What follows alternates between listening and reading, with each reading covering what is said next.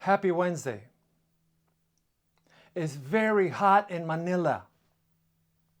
It's very hot in the Philippines. Today, lesson 13, entitled Judgment in the Millennium. During the millennium, the righteous will have an opportunity to observe firsthand the justice of God, the love of God, and how He has dealt with the sin problem. Who doesn't have a question they would like to ask God about a lot of things?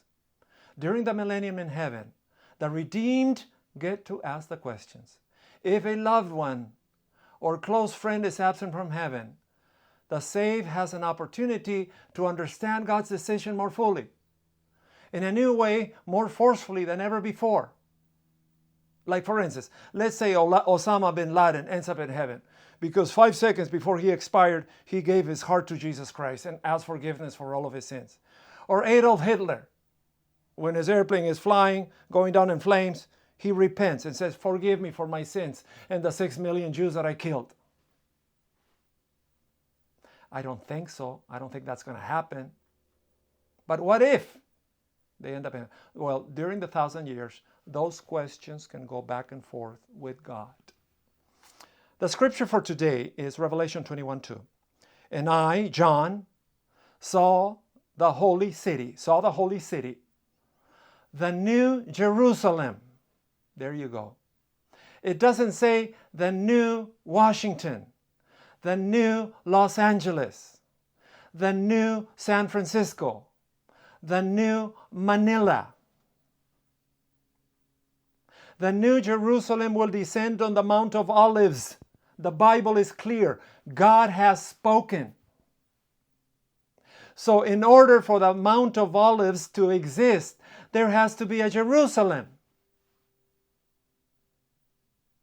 And in order for there to be a Jerusalem, there needs to be a state of Israel, the nation of Israel, that protects the old Jerusalem and the Mount of Olives. And in order for there to be a state of Israel filled with 11 million Israelis, there must be the United States of America, who are always supporting at the tune of $4 billion a year to protect the nation of God, Romans chapter 11, the nation of God that is surrounded by enemies that want to blow up Jerusalem, blow up the Mount of Olives. Taylor Swift, one of the Super Bowl singers, one time was donating millions and millions of dollars to Harvard University, Princeton, because all of those liberal universities were supporting the Palestinian cause.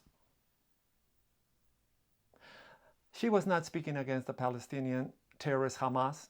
She was not speaking against the 1,200 Israelis who were killed October 7 of last year. She was not saying anything against the terrorists. Nothing. She was only saying the famous chant, "From the river to the sea, Palestinians must be free. From the river to the sea, Palestinians must be free." Must be free of what? Must be free of Israel, the state of Israel. Iran wants to blow it up. Iraq wants to blow it up. Yemen wants to blow it up.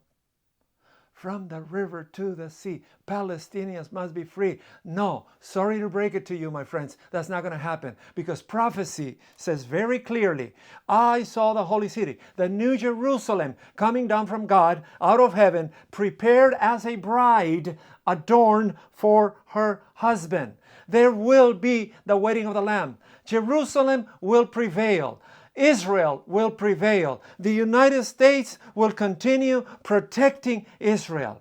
And when Jesus comes, the new Jerusalem will descend on the Mount of Olives, old Jerusalem, and we will reign with God 1,000 years in heaven, And when we come down, we will reign forever, forever, for eternity, everlasting life with Jesus Christ. Happy Wednesday. I'll see you tomorrow.